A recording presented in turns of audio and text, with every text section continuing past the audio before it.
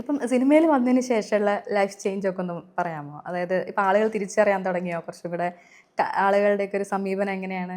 ആ, അത് ഞാൻ എൻജോയ് ചെയ്യുന്നുണ്ട്, ആ കാര്യം എൻജോയ് ചെയ്യുന്നു. ബട്ട് പ്രൈവസി അത് മെയിൻറ്റെയിൻ ചെയ്ത് പോകാനൊന്നും എനിക്ക് പറ്റില്ല. ഞാനാണ് ആക്ച്വലി എൻ്റെ ഇന്നർ ഞാനാണ്. പക്ഷെ അത് ആദ്യം ഒരു തരത്തിൽ ഭയങ്കരമായിട്ട് എൻജോയ്മെൻറ്റ്. കാരണം നമ്മൾ നാടകത്തിൽ അഭിനയിച്ചിട്ട് ഇത്രയും ഇത് കിട്ടിയിട്ടില്ല. അപ്പം ഇതിലോട്ട് വന്നപ്പോഴാണ് ഒരുപാട് പേര് സെൽഫി പ്രൈവസിയെ ബാധിക്കുന്ന പോലെ തോന്നി. അങ്ങനെ തോന്നിയിട്ടുണ്ട്.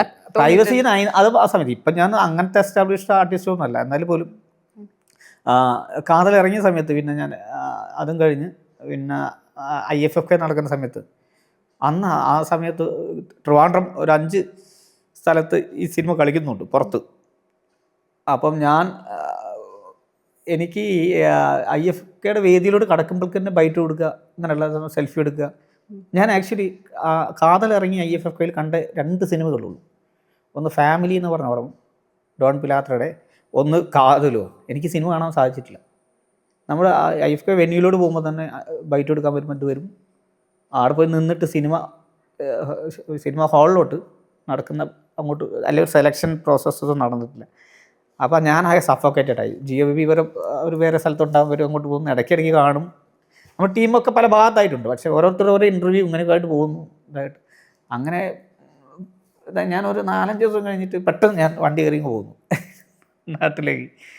അങ്ങനെ ഉണ്ടായിരുന്നു. പക്ഷേ ഇത് എന്ന് പറഞ്ഞാൽ അത് ഞാൻ പറയാം, എനിക്ക് മെയിൻറ്റെയിൻ ചെയ്യാൻ അറിയില്ല ഈ കാര്യം. ഇപ്പം അങ്ങനെ ആയതുകൊണ്ട് ഒരുപാട് പേര് ഇതാവുന്നില്ല. പിന്നെ പലരും ഇപ്പം നരിവേട്ട ഇറങ്ങിയത് കാരണം ചിലർ പറഞ്ഞ സെൽഫി എടുക്കാൻ വരും. ഇപ്പോഴത്തെ സ്റ്റാറ്റസ് ഞാൻ ചെയ്യുന്നുണ്ട് കൂടുതൽ, അത് അധികമാവാതെ. അതെ.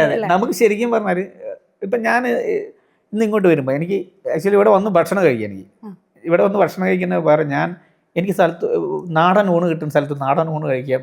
ഒരു സ്ഥലത്ത് ഒരു വീട്ടിൽ ഊണ് കഴിക്കുന്ന സ്ഥലത്ത് പോയിട്ട് ഞാൻ ഊണ് കഴിച്ചിട്ടുണ്ട്. അവിടെ ഞാൻ അതിലോട്ട് പോകുമ്പോൾ എനിക്ക് അയ്യോ ഞാൻ ഇവിടുന്ന് മുന്നേ കഴിച്ചിട്ടുണ്ട്, എനിക്ക് ഇവിടെ ഒന്ന് വീട്ടിൽ കഴിക്കാം. പുള്ളി സിനിമ കാണുന്ന കാഴ്ചയാണ്, പുള്ളിക്ക് തരാം. പക്ഷേ വേറെ പ്രശ്നങ്ങളൊന്നുമില്ല, അങ്ങനെയൊന്നുമല്ല. നമുക്ക് അങ്ങനെ ഒരു സ്റ്റേജിൽ കൂടെ പോവുക എന്നുള്ള സാധനം. അങ്ങനെ പല നടന്മാരും ഉണ്ടായിട്ടുണ്ട്. അപ്പം ഞാൻ കേട്ടിട്ടുണ്ട്, നമ്മുടെ മുരളി എന്ന് പറഞ്ഞ നടൻ, പുള്ളി ഈ പറഞ്ഞ താര എന്നുള്ള രീതിയിലൊന്നും അല്ലാതെ പല രീതിയിൽ ജീവിച്ച് കക്ഷി എനിക്ക് കേട്ടിട്ടുണ്ട്. അപ്പം നെയ്ത്തുകാരൻ്റെ സിനിമയൊക്കെ ചെയ്യുമ്പോൾ പുള്ളി പാർട്ടി ഹൗസിലൊക്കെ കടന്നിട്ടാണ് ഇത് ചെയ്തതെന്നൊക്കെ കേട്ടിട്ടുണ്ട്. പുള്ളി പിന്നെ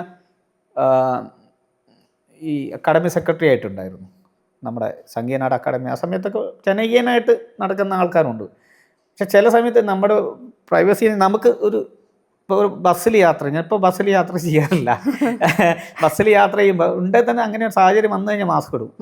അതുകൊണ്ടല്ല, നമ്മുടെ പ്രൈവറ്റ് മൊമെൻറ്റ് വിധത്തിൽ അപഹരിക്കണം.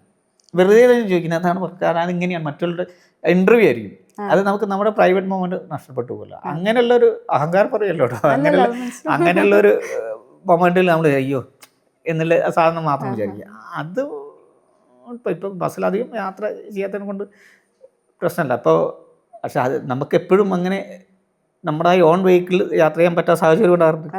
അപ്പോൾ ദൂരോട്ടൊക്കെ പോകുമ്പോൾ ചിലപ്പോൾ നമ്മൾ ട്രെയിനിൽ ട്രെയിനെ ഡിപ്പെൻഡ് ചെയ്യണം. ഇപ്പം ഞാൻ ഇങ്ങനെ ഒരു വാക്ക് കേട്ടിട്ടുണ്ട്, ഒടുവിൽ ഉണ്ണികൃഷ്ണൻ തന്നെ നമ്മുടെ നടൻ പറഞ്ഞ, മമ്മൂട്ടിയാണെങ്കിലും ഞാനാണെങ്കിലും രണ്ടുപേർക്കും ബസ് പോക്കി വിടാണ്, ബസ് യാത്ര ചെയ്യാൻ പറ്റില്ലാന്ന്. പക്ഷേ നമുക്കൊക്കെ ഒരു കാറിൽ എവിടെയൊക്കെ യാത്ര ചെയ്യാം, നമുക്ക് അതല്ല, നമ്മൾ ബസ് തന്നെ പോകേണ്ട സ്ഥലം ഉണ്ടാവും ചില സമയം.